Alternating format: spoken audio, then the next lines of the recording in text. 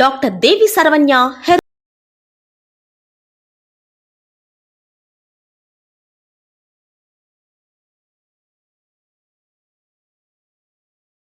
Clinic. நம்மளுக்கு முழங்கால் முட்டி வலி அப்படின்னு பார்க்குறப்போ பெரும்பாலும் நம்மளுக்கு ஒரு வயது கடந்ததுக்கு அப்புறமா ஏஜ்டான பர்சனுக்கு ஒரு 50 வயது 60 வயது சில பேர்த்தோடைய உடம்பு பார்த்திங்க அப்படின்னா அவங்களுடைய பாடி வந்து சீக்கிரமே வெயிட் போட ஆரம்பிச்சிட்டாங்க அப்படின்னா ஒரு சில பேர்த்துக்கு 40-45 வயசுலேயே முட்டி வலி ஏற்பட ஆரம்பிச்சிருது. அதை தாண்டி பெரும்பாலும் நம்மளுக்கு முழங்கால் முட்டி வலி நம்மளுக்கு ஏற்படுது அப்படின்னாவே மேக்ஸிமம் நம்மளுக்கு அபவ் 60-65 அந்த மாதிரி ஒரு ஏஜ் சர்க்கிள் தாண்டினதுக்கப்புறமா தான் இந்த முழங்கால் முட்டி வலி பிரச்சனைகள் வந்து பரவலாக நிறைய பேர்த்துக்கு காணப்படுது.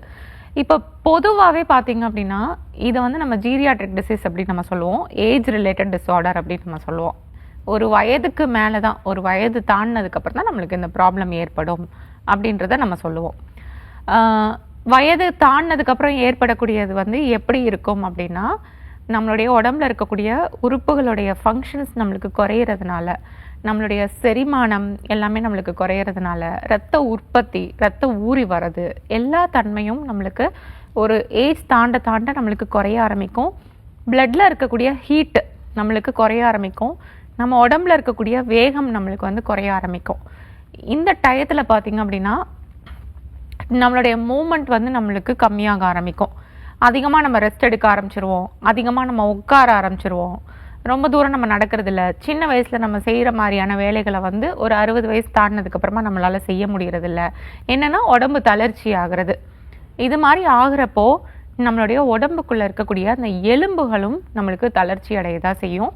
எலும்புகளை சுற்றி இருக்கக்கூடிய எலும்புகளுக்கு 2 எலும்புகளுக்கும் நடுவில் இருக்கக்கூடிய ஜாயிண்ட் ஸ்பேஸில் இருக்கக்கூடிய சைனோவியல் ஃப்ளூயிடு எல்லாமே நம்மளுக்கு வத்த ஆரம்பிக்கும். நம்மளுக்கு 2 ஜாயிண்ட்டை நம்மளுக்கு கிரிப்பாக பிடிச்சி வச்சுட்டு இருக்க அந்த தசைகளும் தசை நார்களும் நம்மளுக்கு கொஞ்சம் கொஞ்சமாக நம்மளுக்கு வலிமை இழக்க ஆரம்பிக்கும்.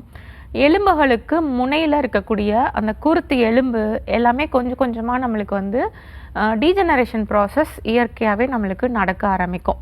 டிஜெனரேஷன் ப்ராசஸ் நடக்கிறப்போ நம்மளுக்கு மைல்டாக தான் இருக்கும், ரொம்ப இருக்காது.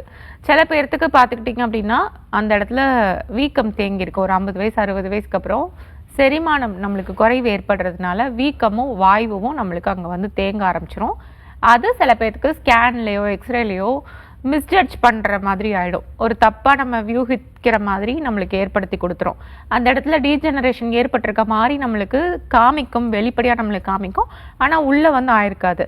அது என்னென்னா நம்மளுக்கு வந்து ஃப்ளூயிடும் நம்மளுக்கு காற்றும் அபான வாயுவும் நம்மளுக்கு கெட்ட அபான வாயு நம்மளுக்கு அந்த இடத்துல வந்து தேக்கம் எடுப்பதுனால அதை வந்து நம்மளுக்கு முனைகளை வந்து லேசாக நம்மளுக்கு மறைச்சிரும். நம்மளுக்கு காட்லேஜ் இருக்கக்கூடிய இடங்களை நம்மளுக்கு மறைச்சிட்டு இருக்கிறதுனால நமக்கு தெரியாமல் போகும். அப்போது நம்மளுக்கு நீர் வந்து நம்மளுக்கு சூழ்ந்து அந்த இடத்துல கேப்குள்ளே இருந்துக்கிடுச்சு அப்படின்னாவே நம்மளுக்கு பெயின் தாராளமாக நம்மளுக்கு ஸ்டார்ட் ஆக ஆரம்பிச்சிடும்.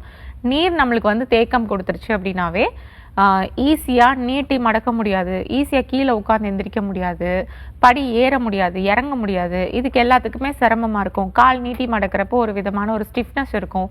எப்போதுமே ஒரு ஸ்டிஃப்னஸ் அங்கனுக்குள்ள ஒரு கிரிப்பாக ஒரு பிடிச்சிட்டு இருக்க மாதிரியான ஒரு ஸ்டிஃப்னஸ் ஒன்று இருக்கும். ஸோ இந்த மாதிரி தொந்தரவுகள் எல்லாமே வந்து நம்மளுக்கு ஏற்பட ஆரம்பிக்கும். இயற்கையாகவே ஒரு ஏஜ் தாண்டினதுக்கப்புறமா நம்மளுக்கு ஏற்பட ஆரம்பிக்கும். காரணம் என்னென்னா நம்மளுக்கு அந்த ஃப்ளூயிடும் நம்மளுக்கு காற்றும் நம்மளுக்கு உள்ள தங்குறதுனால.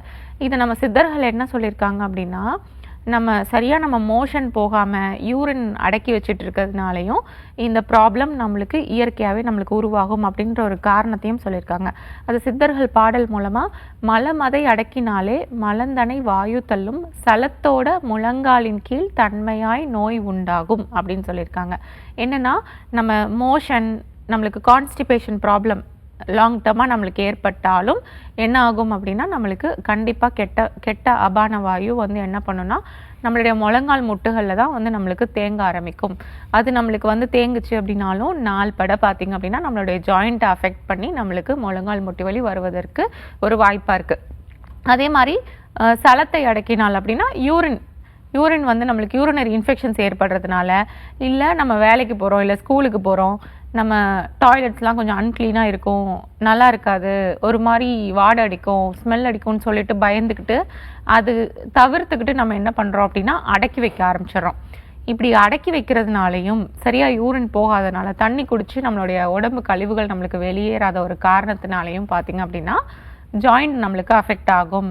பர்டிகுலராக ஃபஸ்ட்டு நம்ம வந்து வெயிட் பியரிங் ஜாயிண்ட் முழங்கால் முட்டுகள் தான் நம்மளுக்கு பாதிக்க ஆரம்பிக்கும்.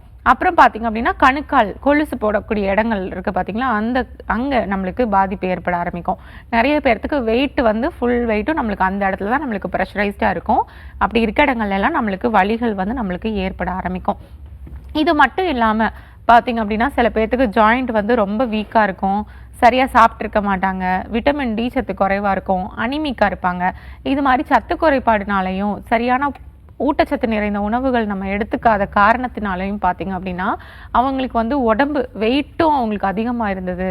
இந்த ஒரு காரணத்தினால பார்த்திங்கன்னா அவங்களுக்கு ஓவர் வெயிட் அந்த முட்டு ஜாயிண்டில் நம்மளுக்கு ப்ரெஷரைஸ்ட் ஏற்படுத்தியும் அவங்களுக்கு முழங்கால் முட்டி வலி வருவதற்கு வாய்ப்புகள் இருக்குது. சில பேர்த்துக்கு பார்த்திங்கன்னா ரத்தோட்டம் சரியில்லாத காரணத்தினால அங்கங்கே ஸ்பைடர் வெயின்ஸ் மாதிரி இருக்கும், வெரிகோஸ் வெயின்ஸ் இருக்கும். இதனால பார்த்திங்க அப்படின்னா முழங்கால் முட்டுகளுக்கு சரியான ரத்தோட்டம் போகாத காரணத்தினாலையும் கெட்ட நீர் நம்மளுக்கு வெளியேறாத ஒரு காரணத்தினால அப்படியே அடியிலே நம்மளுக்கு தேங்கிக்கிறது, கிராவிடேஷனல் ஃபோர்ஸ் மூலமாக நம்மளுக்கு அடியிலே தேங்கிக்கிறதுனாலையும் முழங்கால் முட்டி வலிகள் ஏற்பட ஆரம்பிக்கும். சிலருக்கு பார்த்திங்க அப்படின்னா ஒரு அன்எக்ஸ்பெக்டடாக கீழே விழுந்துடுறாங்க, இல்லை வலிக்கு விழுந்துடுறாங்க, இல்லை பைக்கில் இருந்து கீழே விழுந்து முட்டி கரெக்டாக அடிபட்டுறது, இல்லை ரிப்பீட்டடாக ஒரு ஸ்போர்ட்ஸில் இருக்கவங்க கீழே விழுந்து முட்டி மோஸ்ட் ப்ராப்ளி நிறைய அடிப்படுது. ஸோ இந்த மாதிரி ஒரு காரணங்கள்னாலையும் பார்த்திங்க அப்படின்னா கொஞ்சம் ஏஜ் ஆக ஒரு 30, 35, 40 அந்த மாதிரி ஏஜ் தாண்ட பார்த்திங்க அப்படின்னா நிறைய பேர்த்துக்கு இதனாலையும் முழங்கால் முட்டி வலிகள் ஏற்பட ஆரம்பிக்குது. சில பேர்த்துக்கு ஃப்ராக்சர் ஏற்படுறப்போ, இல்லை வலிக்கு விடுறப்போ, இல்லை கால் சுளுக்கு பிடிக்கிறப்போ, இது மாதிரி டயத்துலலாம் பார்த்திங்க அப்படின்னா ஒரு சில பேர்த்துக்கு லிகமெண்ட் எல்லாம் வீக்காக இருக்கிறப்போ என்ன ஆகும் அப்படின்னா நம்மளுக்கு கிழிஞ்சிரும், நம்மளுக்கு பார்ஷியல் டேர் ஆயிரும், இல்லை சில பேருக்கு கம்ப்ளீட் டேர் ஆகும். இதனாலையும் பார்த்திங்க அப்படின்னா நம்மளுக்கு முழங்கால் முட்டி வலிகள் ஜாயிண்ட் பெயின் நம்மளுக்கு ஏற்பட ஆரம்பிக்குது. நம்மளுக்கு முட்டிய மேலே இருக்கக்கூடிய எலும்புகளையும் கீழே இருக்கக்கூடிய எலும்புகளையும் நம்மளுக்கு கனெக்ட் பண்ணி இருக்கக்கூடியது நம்மளுக்கு தசைகளும் தசை நார்களும். ஒரு தசைகள் வந்து அதோடைய நுனி பகுதியில் பார்த்திங்க அப்படின்னா உருண்டு திரண்டு ஒரு பேண்டு மாதிரி நல்லா ஆயிட்டு அதுதான் நம்மளுக்கு போய் எலும்புகளோட நம்மளுக்கு பொருந்தி இருக்கும். அப்படி இருக்கிறதுனால தான் ஒன்றுக்கு ஒன்று நம்மளுக்கு பொருந்தி இருக்கிறதுனால தான் நம்மளால் நீட்டி மடக்க முடியுது. அங்கங்கே எல்லாம் தனித்தனியாக இருந்துச்சுன்னா நீட்டி மடக்க முடியாது, அதெல்லாம் பொருந்தி இருக்கிறதுனால தான் நீட்டி மடக்க முடியுது. அந்த பொருந்தி இருக்கும் இல்லையா, இந்த இடத்துலேருந்து இந்த இடம் வரைக்கும் நம்மளுக்கு பொருந்தி இருக்கும் இல்லையா, அந்த இடத்துல நடுவில் விரிசல் விட்டுரும், கட்டாயிரும், கிழிஞ்சிரும். அப்படி இருக்கப்போ பார்த்திங்க அப்படின்னா நம்மளால் மூவ்மெண்ட் கொடுக்க முடியாது, ஜாயிண்ட் கலந்து தொங்குற மாதிரி ஒரு ஃபீலிங் இருக்கும். கால் கீழே திடமாக அவங்களால எடுத்து வச்சு நடக்கிறதுக்கு ஒரு பயம் ஏற்படும், விழுந்துருவோமோ அப்படின்ற ஒரு டெண்டன்சி இருக்கும். இதனாலையும் நம்மளுக்கு முழங்கால் முட்டி வலி ஏற்பட ஆரம்பிக்கும். அப்புறம் ஒரு சில பேர்த்துக்கு பார்த்திங்கன்னா ஆஸ்டியோபோரோசிஸ் கண்டிஷன், அப்படி நம்மளுக்கு போன் டென்சிட்டி நம்மளுக்கு குறையிறது அப்படின்னு நம்ம சொல்லுவோம். எலும்புகளும் எலும்புகளுடைய வலிமையும் நம்மளுக்கு வந்து குறையும் போது போன் டென்சிட்டி நம்மளுக்கு குறையும். அது குறைஞ்சிது அப்படின்னாலும் நம்மளுக்கு எலும்பு ஃபுல்லாக நம்மளுக்கு வலிக்கும், கால் ஃபுல்லாக நம்மளுக்கு உளைச்சல் பெயின் வரைக்கும் மேலே பொத்தி இருக்கக்கூடிய அந்த மசில்ஸும் சேர்ந்து நம்மளுக்கு வலிகள் ஏற்பட ஆரம்பிக்கும். ஈஸியாக கீழே விழுந்துட்டா கூட நம்மளுக்கு ஃப்ராக்சர் ஆயிரும். ஸோ இதுலேயும் நம்மளுக்கு நிறைய பேர்த்துக்கு பார்த்துக்கிட்டிங்கன்னா எலும்புகள் மட்டும் நம்மளுக்கு பலம் இழந்து போகாது, அங்கே இருக்கக்கூடிய நம்மளுக்கு தசைகள், தசைநார்கள், சைனோவியம், சைனோவியல் ஃப்ளூயிட் எல்லாமே நம்மளுக்கு பலம் இழந்து போயிருக்கிறதுனால நம்மளுக்கு வலிகள் ஏற்பட ஆரம்பிக்கும். எந்த ஸ்டேஜில் இருந்தாலும் சரி, கிரேட் 1 ஆஸ்டியோஆர்த்ரைட்டிஸாக இருந்தாலும் சரி, கிரேட் 2ஆக இருந்தாலும் சரி, 3ஆக இருந்தாலும் சரி, 4ஆக இருந்தாலும் சரி, கிரேட் 5ஆக இருந்தாலும் சரி, இதுக்கு வந்து நம்ம பயப்பட தேவையில்லை, அறுவை சிகிச்சை அவசியம் கிடையாது. நம்ம மூலிகை மருந்துகள் ஃபஸ்ட்டு இனிஷியல் ஸ்டேஜில் கிரேட் 3 வரைக்கும் நம்ம மூலிகை மருந்துகள் கொடுத்தே நம்ம சரி பண்ணி கொண்டு வந்துடலாம். அதுக்குரிய ஆஸ்டியோஆர்த்ரைட்டிஸ் கிரேட் 3 வரைக்கும் இருக்கக்கூடிய ஆஸ்டியோஆர்த்ரைட்டிஸ் பார்த்திங்க அப்படின்னா இயற்கையாகவே நம்ம மெடிசன்ஸ் கொடுக்கறதுனால, கொஞ்சம் ஆயில் அப்ளிகேஷன்ஸ் கொடுக்கறதுனால, லைட்டாக ஒத்தனம் கொடுக்கறதுனாலே நம்மளுக்கு சரியாயிரும். இந்த கிரேட் 4ம் கிரேட் 5ம் வந்து கொஞ்சம் காம்ப்ளிகேஷனாக இருப்பாங்க. காரணம் என்ன அப்படின்னா நல்ல எலும்புகள் பார்த்திங்க அப்படின்னா நகர்ந்துருக்கும், அதோடைய பொசிஷன்லேருந்து கொஞ்சம் கீழே இறங்கி வந்திருக்கும், அது ஒரு எலும்பு மேலே போய் ஏறி நின்றுட்டு இருக்கும், இடிச்சிட்டு இருக்கும், கொஞ்சம் உரசிட்டு இருக்கும், கிரிப்டேஷன் சவுண்ட் நல்லா கேட்கும், கீழே உட்காந்து எந்திரிக்க முடியாது, இந்த ஒரு இம்பேக்ட் அவங்களுக்கு இருக்கும். இப்படிப்பட்டவங்களுக்கு தான் நம்ம என்ன பண்ணுறோம் அப்படின்னா தங்க வச்சு நம்ம பஞ்சகர்ம சிகிச்சை, வர்ம சிகிச்சை, ஒட்டடமை எல்லாமே சேர்த்து நம்ம பண்ணுறப்போ அந்த ப்ராப்ளமும் நம்ம அறுவை சிகிச்சை இல்லாமல் நம்மளால் சரி பண்ணி கொண்டு வர முடியும். அதுக்குரிய நல்ல ட்ரீட்மெண்ட்ஸ் எங்களுடைய மருத்துவமனையில் இருக்கு. மேலும் அனைத்து வகையான நாள்பட்ட நோய்களுக்கும் அறுவை சிகிச்சை இல்லாமல் எந்தவித பக்க விளைவுகள் இல்லாமல் வாழ்நாள் முழுவதும் திரும்ப வராமல் இருக்க இயற்கை முறையில் ஹெர்பல் மருந்துகள் மூலம் எங்களின் டாக்டர் தேவி சரவண்யா மருத்துவமனையில் சிறப்பு சிகிச்சை அளிக்கப்படும். Address number 6 Veeru tower, Jawaharlal Nehru சாலை, ஈக்காட்டுத்தாங்கல், கிண்டி, சென்னை 32. மதுரையில் number 16 press colony, 3rd street, opposite to Mattuthavani bus stand, 625020. திருநெல்வேலியில் number 9 A2 Tilak Nagar, Madurai road near old bus stand, 627001. திருச்சியில் number 155 9th cross street, medical college road, Ponnagar, pincode 620001. சேலத்தில் number 440 Gugaipalam bus stop, Trichy main road, old bus stand near Saradha medicals, 636006. கோயம்புத்தூரில் number 598 Mettupalayam road, RS Puram, opposite to Vadakovai bus stand, 641002. Doctor Devi Saranya herbal clinic.